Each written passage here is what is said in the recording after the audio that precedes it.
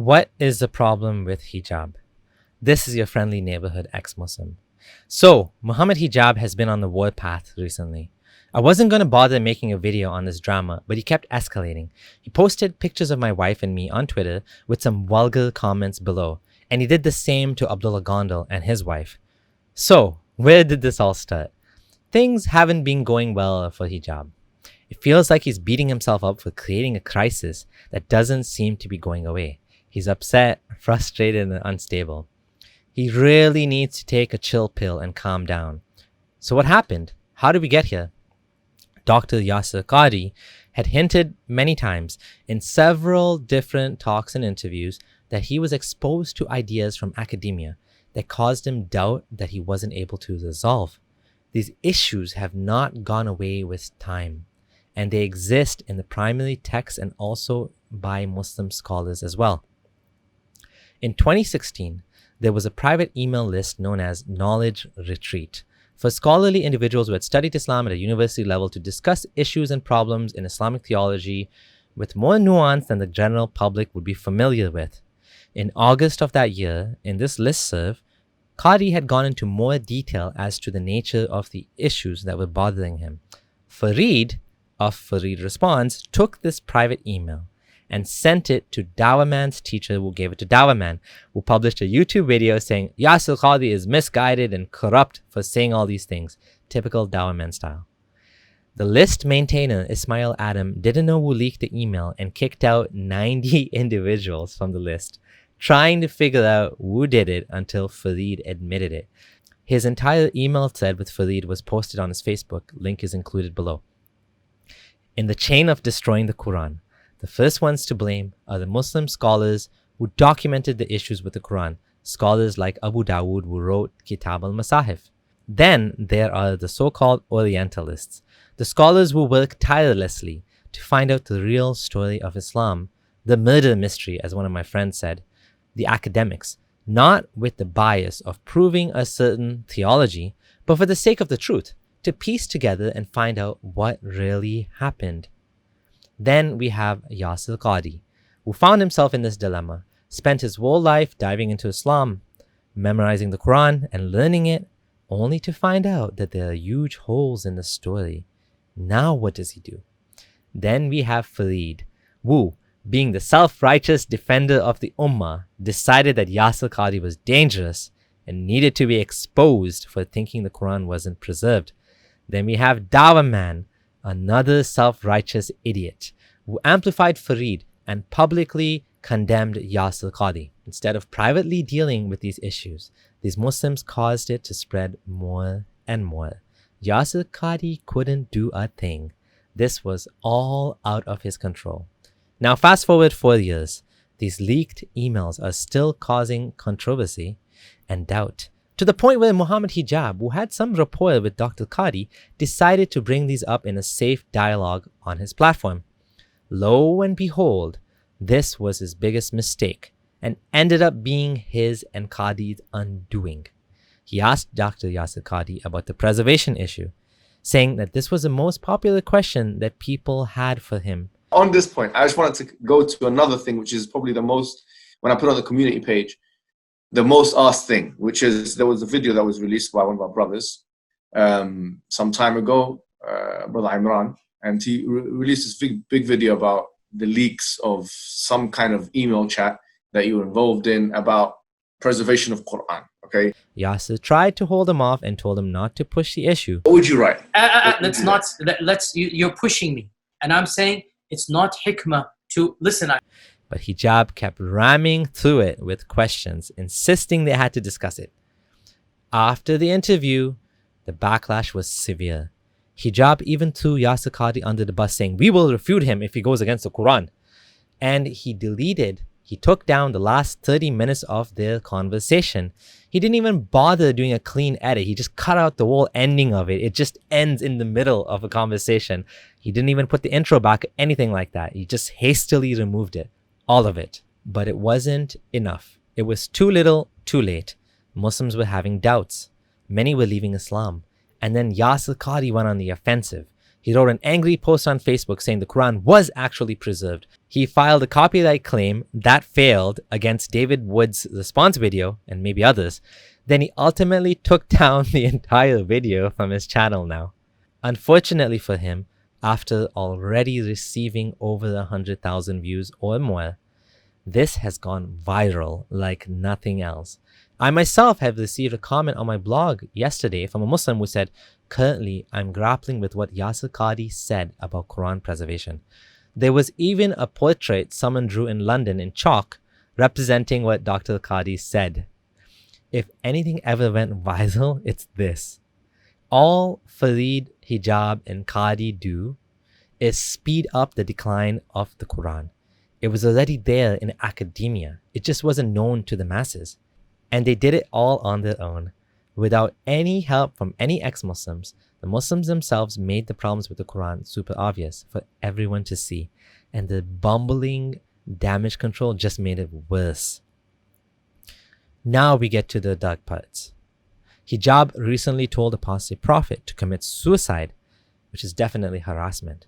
What was his justification? He ended up uploading a clip justifying what he said. He said, "Oh, you guys don't think there's anything wrong with suicide, so what's the problem?" Likewise, I said to a puss recently, I said to him, look, if I were you, a coward like yourself, I'd rather die from the cowardliness that I have, the pain of a coward, than continue, or something to this effect. So go and jump off a building, go and kill yourself, because it shouldn't be morally objectionable on your worldview. I'm paraphrasing what I said, not word for word. So there was uproar from his people. Like, how can you say this? How can you wish death upon him? What's wrong with wishing death? And what is wrong with asking someone to kill themselves on your worldview? What is wrong? This is his logic. I personally don't think there's anything wrong with suicide in some cases, but it's not black and white. I don't think people should commit suicide. I think we should help them to see the value in life. I think they should be given help if they're sad and angry and depressed. If they, however, ultimately do not want to live, it's their choice, as long as they have control of their mind and understanding what they're saying. I'm not against euthanasia with conditions. In no way whatsoever do I think it's okay to tell people to kill themselves. Just like I wouldn't go around telling Muslims to marry a 6-year-old. That would be stupid. Then in a recent video that Hijab uploaded, he was screaming and ranting things like, "You are an imbecile and weakling if you have doubts. Orientalist slave. Orientalists are all my students. No Christian shall dare challenge Islam. I am angry and shaking. Be scared of me. Doubts are embarrassing. You have doubts because you Muslims watch too much Netflix and don't read Islamic books. Too many emails about mass people leaving Islam. Imbecilic slaves. Be a man. Don't you dare come up to me and go use a toilet." Some Muslims can have doubts about it. I don't get it. But then you have Muslims say, "I have got doubts, I don't know," and this can't be quiet. Have some guts, be a man. Stop being the slave of the Orientalists. Come on, it's an inferiority complex. Why, man? Brother, I have doubts. What doubts, man? What embarrassment is that? Why you have doubts? Why? So tell me now. I don't understand. Why you have doubts? What kind of man are you anyway? Huh? What kind of woman are you? What kind of Muslim are you? What kind of Muslim are you? Let's be honest about the situation. Putting doubts in that one's heart and that one's mind and this one's soul. Be quiet, man. David Wood, you've not read a damn thing. All you're reading is all you get your information from is me. I'm your teacher, boy. And all of you people, I'm your teacher to Orientalists. Wallahi, we are your teachers. And you know it. Don't pretend to be our teacher. You have nothing on us. You know nothing. Don't ever come and step up to us, wallahi. All of you. And thanks for listening to me. I'm shaking. You need to use the toilet now. I know you do. Now listen carefully. Listen carefully, and I want you to all listen. I know the enemies of Islam are listening to me. Let me tell you, my guy, if you saw what I look like now, believe me, a lot of the enemies of Islam would be very scared. Just like Apus was very scared. Many of them would be very scared, because you know, when we come with the truth and the haqq, when we come with the truth and the haqq and all of the details like this, khalas, what are you gonna do? What are you gonna do? And a lot of you are losing faith, and you should. Uqsumu billahi al-azim, I know the Christians are on this chat. Lose faith. I tell you, lose faith. It's better for you. Uqsum billah, you are deceived and self-deluded. Dunning-Kruger effect, you jokers, you imbeciles. How dare you talk about the Quran, you imbecilic individuals. Sahaba were going to beat each other up because they didn't know. Is this one saying it? Get the hell out of here. Get the hell out of here. And these weak Muslims in the West, sending me emails and this, I'm losing my faith and I'm a Hafiz. I'm losing, get the hell out. You are never a strong believer in the first place, you weakling. You're a weakling because you don't know your tradition. You're sitting there watching Netflix and you don't read the books of Islam. That's why you are where you are. That's why you are where you are, you imbecile. You can see he's not well from this clip. He doesn't seem okay. He's very upset and incredibly unstable. He really needs to stop right now and take a break. Step away from this whole thing because he's going way too far. After Abdullah Gondal posted this clip of him saying these things, with a link to the full lecture, he went crazy and he has started posting pictures of me, posting pictures of my wife, as well as Gondal and his wife, with some vulgar, sexually explicit captions. I'm not going to repeat what he said here, but it's BDSM related. Hijab seems to know a lot about this stuff. He seems to be so well acquainted in these matters. Seems like he's quite a naughty boy. I had to Google this stuff myself. The most embarrassing thing here is that hijab is giving Muslims and non-Muslims knowledge of sexual kinks. A Muslim preacher mentioning golden showers, caging, and I don't know what. Hijab posted the pictures with, do we have permission from them to disparage the loved ones? And then he said, what in that phraseology indicates that I want to insult your wife? I don't care to do so, but you are a moral hypocrite. You should give us permission to disparage your loved ones if you value freedom.